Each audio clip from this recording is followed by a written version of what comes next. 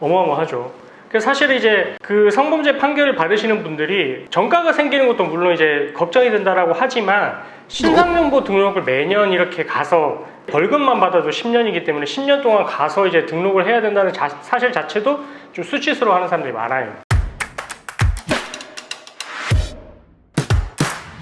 안녕하세요. 로이어 프렌즈입니다. 네, 오늘 좀 약간 간단한 법률 팁을 하나 알려드리려고 하는데요. 사건 중에 성범죄로 판결을 이제 받아서 확정이 된 사람, 그러니까 우리가 보통 판결 선고할 때 뭐 징역 몇 년이다, 아니면 뭐 벌금 얼마다, 뭐 집행유예다 이렇게 하고 끝나는 걸로 생각하는 사람이 많은데 성범죄에 한해서는 신상정보 등록을 하게 되거든요. 부수처분이죠. 그렇죠. 신상정보 등록을 하게 되고 그래서 이제 그게 존재하는지도 모르는 사람들이 되게 많고 그리고 이제 그 제도가 이제 얼마나 오랜 기간 동안 이제 등록을 해야 되는지 뭐 이런 걸 좀 모르시는 분들이 계셔가지고 좀 말씀을 드리려고 해요.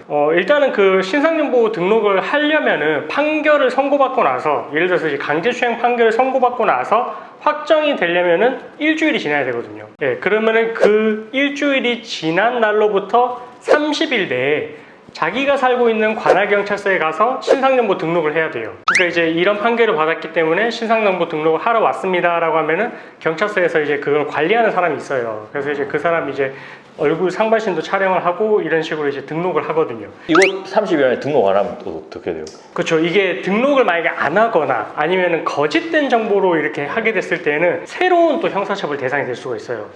또 처벌이 되는 거네. 그렇죠. 그렇게 되면 이제 1년 이하의 징역 또는 500만 원 이하의 벌금. 똑같이 이제 전과가 생길 수 있는 거예요. 그래서 이제 신상정보 등록을 할 때 그러면 등록 대상이 되는 정보는 뭐냐?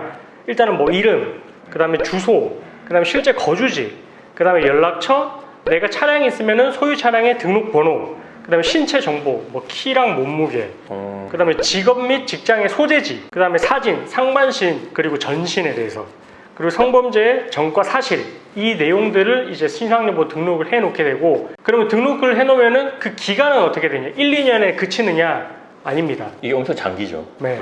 벌금만 받아도 10년.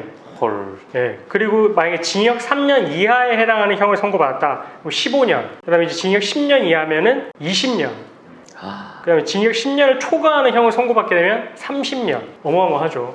그래서 사실 이제 그 성범죄 판결을 받으시는 분들이 전과가 생기는 것도 물론 이제 걱정이 된다라고 하지만 신상정보 등록을 매년 이렇게 가서 벌금만 받아도 10년이기 때문에 10년 동안 가서 이제 등록을 해야 된다는 사실 자체도 좀 수치스러워하는 사람들이 많아요. 한 번 등록하고 끝이 아니에요? 그렇죠. 계속 가서 이제 내가 만약에 이사를 가게 되면 이사를 간 주소지에 대해서도 이제 등록을 해야 되고 뭐 이런 계속해서 좀 번거로운 절차가 이제 따라붙게 됩니다. 그러면은 요거는 등록을 하는 거고 근데 뭐 조두순 이런 사람 보면은 그 사람 살고 있는 주변에 알려주고 그러잖아요, 나라에서. 그렇죠. 그건 어떤 때 하는 거예요? 그래서 이제 성범죄자 이알림이라고 해가지고 이제 인터넷으로 이제 검색을 해보시면 뭐 여기 사무실 가까이에서도 어느 지역에 누가 사는지 이런 게 이제 알 수가 있거든요. 근데 이거는 이제 박 변호사님 말씀하신 대로 등록에서 나아가서 공개 대상이 됐을 때, 뭐 조두순 같이 뭔가 이제 동종 전과가 있고 죄질이 안 좋은 경우, 이런 경우에는 신상정보 공개를 또 몇 년을 처한다 이렇게 하거든요.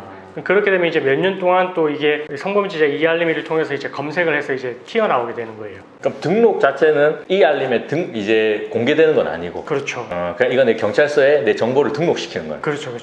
네, 그래서 오늘은 제가 이제 신상정보 등록 제도라는 게 존재한다. 뭐 이 부분에 대해서 말씀을 드리고 싶어가지고 한번 다뤄봤고요. 그래서 이제 성범죄로 유죄 판결을 받았을 때에는 형사처벌만 있는 게 아니라 부수처벌에 따라서 신상정보도 등록된다. 이렇게 좀 상식적으로 알고 계시면 좋을 것 같습니다.